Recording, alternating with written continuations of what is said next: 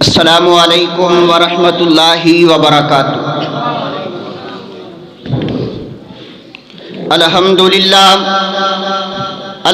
للہ رب الارباب ومسبب الاسباب وآفہ الذنب وقابل التوب وشدید العقاب، لہ القوۃ جمیعا وہو الشدید العذاب۔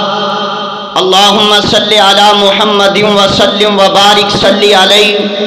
اعوذ باللہ من الشیطان الرجیم، بسم اللہ الرحمن الرحیم۔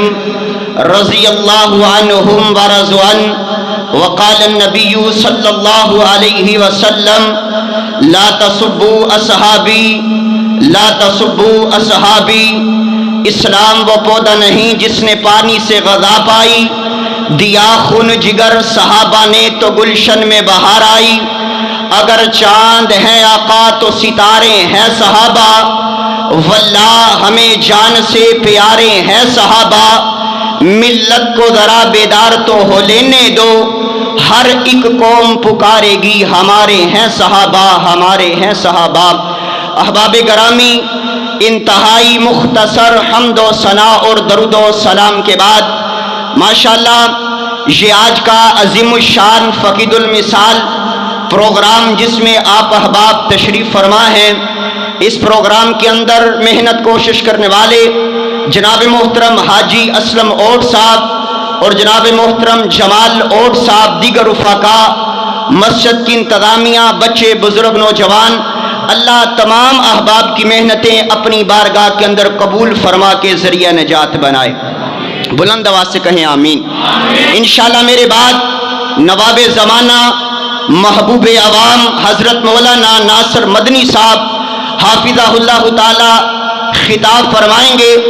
آپ ماشاءاللہ ان کا بیان سننے کے لیے تشریف فرما ہیں۔ چند منٹوں کے اندر میں اپنی بات کو ختم کر دینا چاہتا ہوں، اور انشاءاللہ میرے بعد بڑا ہی مفصل خطاب ہونے والا ہے۔ میرے ذمے جو عنوان لگایا گیا ہے وہ عظمت صحابہ ہے، رفعت صحابہ ہے، بلندی صحابہ ہے، مقام صحابہ ہے، شان صحابہ ہے۔ آئیے ذرا توجہ فرما لیجئے۔ اگر کوئی محنت کرے وہ محنت کر کے خطیب بن جائے گا، اگر کوئی محنت کرے وہ محنت کر کے ادیب بن جائے گا، اگر کوئی محنت کرے وہ محنت کر کے مقرر بن جائے گا، اگر کوئی محنت کرے وہ محنت کر کے حافظ بن جائے گا، قاری بن جائے گا، عابد بن جائے گا، زاہد بن جائے گا۔ لیکن ہمارا عقیدہ یہ ہے، ہماری دعوت یہ ہے، ہمارا پیغام یہ ہے، کوئی بھی انسان محنت کر کے صحابی نہیں بن سکتا ہے۔ آواز تھوڑی سی کھولیے، اللہ آپ کو جزائے خیر عطا فرمائے۔ احباب کو سمجھ بھی آنی چاہیے، اتنی تیز آواز بھی نہیں کرنی، لیکن اتنی آواز کھولیں تاکہ مائی گلا نہ کھینچے۔ آئیے ذرا توجہ فرمائیے، غور فرما لیجئے۔ صحابی کا مقام، صحابی کی عظمت کیا ہے؟ کیونکہ صحابی اسے کہتے ہیں جس نے آپ کا چہرہ دیکھا ہو، جس نے پیارے پیغمبر کا دیدار کیا ہو، آپ سے ملاقات کی ہو، ایمان کی حالت میں دیکھا ہو۔ اور کون سا چہرہ آپ کو بیدار کر دینا چاہتا ہوں، جس کے بارے میں حضرت حسان بول اٹھے، فرمایا وَأَحْسَنُ مِنْكَ لَمْ تَرَ قَطُّ عَيْنِي وَأَجْمَلُ مِنْكَ لَمْ تَلِدِ النِّسَاءُ خُلِقْتَ مُبَرَّأً مِنْ كُلِّ عَيْبٍ كَأَنَّكَ قَدْ خُلِقْتَ كَمَا تَشَاءُ۔ حضرت حسان کہتے ہیں محبوب یوں لگتا ہے جس طرح آپ اللہ کو کہتے گئے، اللہ آپ کو اسی طرح بناتا گیا۔ ایک اہل زبان بولا ہے، کمال درجے کی بات کرتا ہے، آپ کی اور میری زبان میں بولا، کہتا ہر کوئی فدا ہے بن دیکھے دیدار کا عالم کیا ہوگا۔ جب زلف کا ذکر ہے قرآن میں، رخسار کا عالم کیا ہوگا۔ ایک سمت علی، ایک سمت عمر، ابو بکر ادھر، عثمان ادھر، ان جگمگ جگمگ تاروں میں مہتاب کا عالم کیا ہوگا۔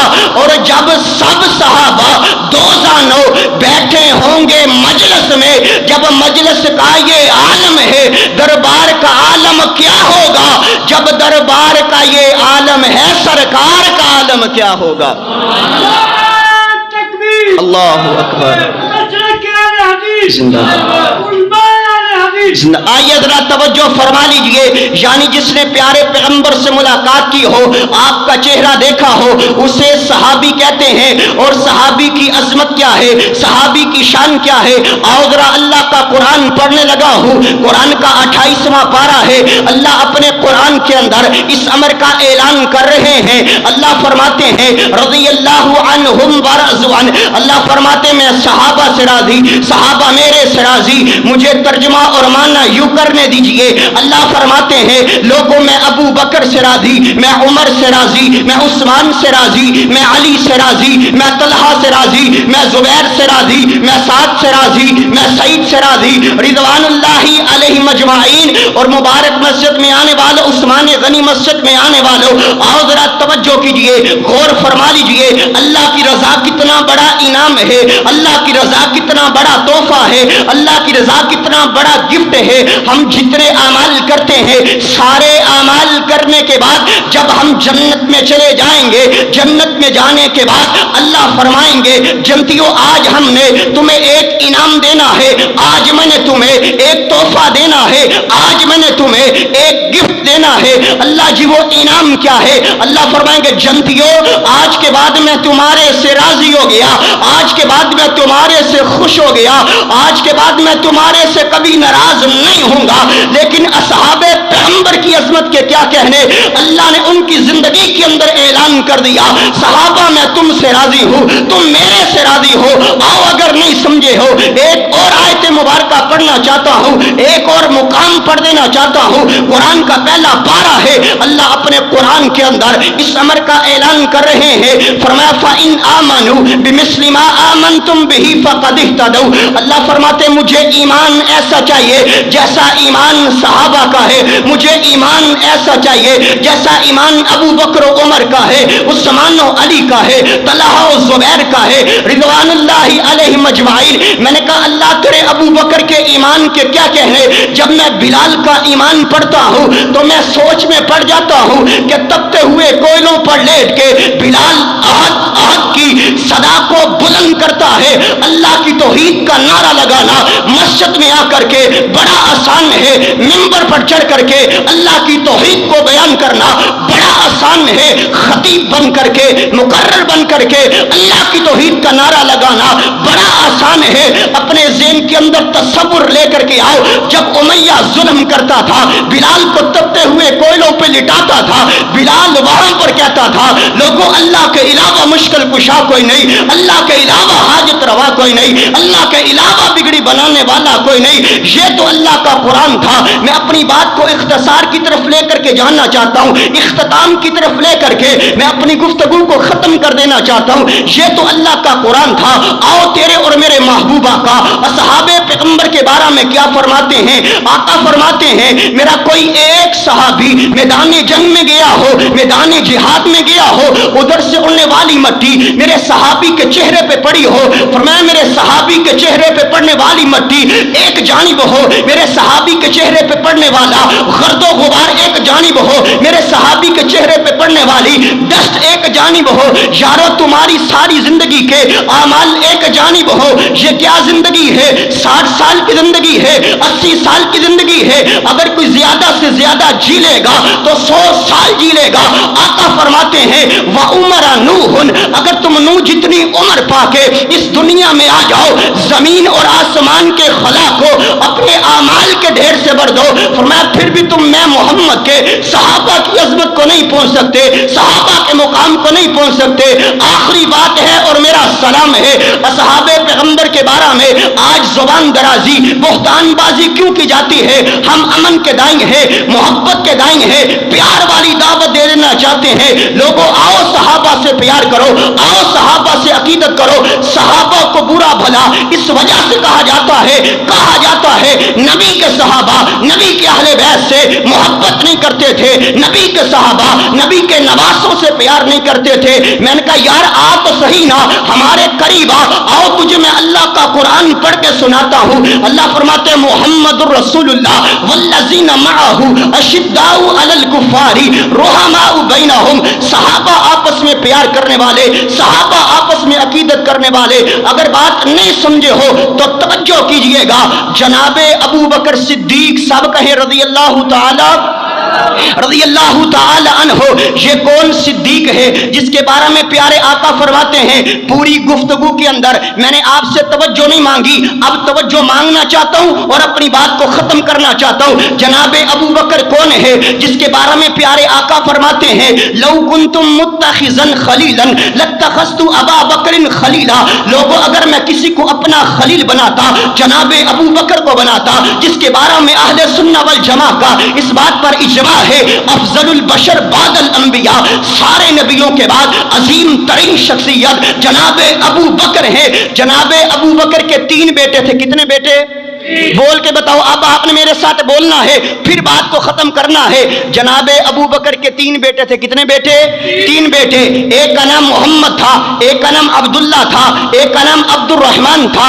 عبداللہ وفات پا گئے، باقی محمد بچے ہیں، عبد الرحمن بچے ہیں۔ محمد کو اللہ نے ایک بیٹا عطا کیا ہے جس کا نام قاسم رکھا ہے، عبد الرحمن کو اللہ نے ایک بیٹی عطا کی ہے جس کا نام اسما رکھا ہے۔ قاسم اور اسما کا آپس میں نکاح ہوا ہے، اللہ نے ایک بیٹی عطا کی ہے جس کا نام ام فروہ رکھا ہے۔ ام فروہ کون ہے؟ جناب ابو بکر کی پڑپوتی ہے۔ اب دیکھیے گا ان کا نکاح کس کے ساتھ ہونے لگا ہے؟ جناب علی کے پڑپوتے امام محمد باقر۔ یہ امام باقر کون ہے؟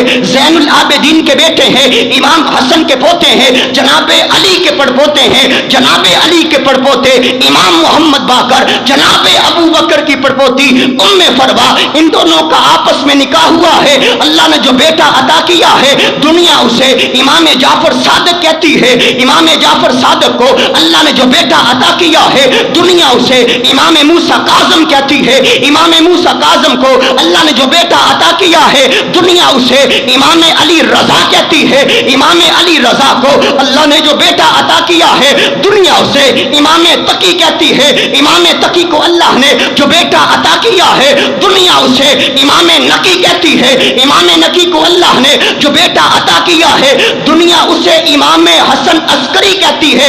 اگر بات نہیں سمجھے میں تھوڑا سا بیک جانا چاہتا ہوں، میں تھوڑا سا ریورس جانا چاہتا ہوں۔ امام حسن عسکری کے ابو کا نام امام نقی ہے، امام نقی کے ابو کا نام امام تقی ہے، امام تقی کے ابو کا نام امام علی رضا ہے، امام علی رضا کے ابو کا نام امام موسیٰ کاظم ہے، امام موسیٰ کاظم کے ابو کا نام امام جعفر صادق ہے، امام جعفر صادق کے ابو کا نام امام محمد باقر ہے، امام باقر کی بیوی کا نام ام فروہ ہے، ام فروہ کی ماں کا نام اسما ہے، اسما کے باپ کا نام عبد الرحمن ہے، اور عبد الرحمن کے باپ کا نام ابو بکر صدیق ہے، ابو بکر صدیق ہے، ابو بکر صدیق ہے۔ اگر آپ کو یہ کوئی بات کہے صحابہ نبی پاک کے اہل بیت سے محبت نہیں کرتے تھے، میں نے کہا میرے خطبہ کے واعظ نہیں چاہیے، اللہ کے فضل و احسان سے یہ آپ کا چھوٹے بھائی کا صرف 5 منٹ کا آخری کلپ سنانا آپ کا کام ہے،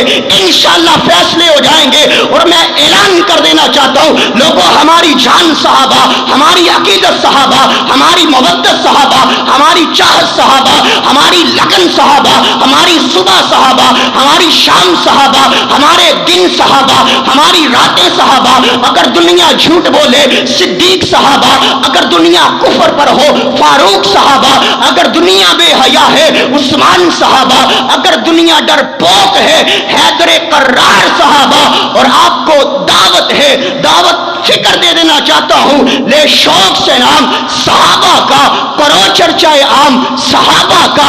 اگر طلب ہے تجھ کو جنت جانے کی تو لو دامن تھام صحابہ کا، صحابہ کی محبت دل میں لے کر کے آؤ، اللہ آپ کو اس جہان میں بھی چمکا دے گا، محشر کے میدان میں بھی چمکا دے گا۔ وآخر دعوانا ان الحمد للہ۔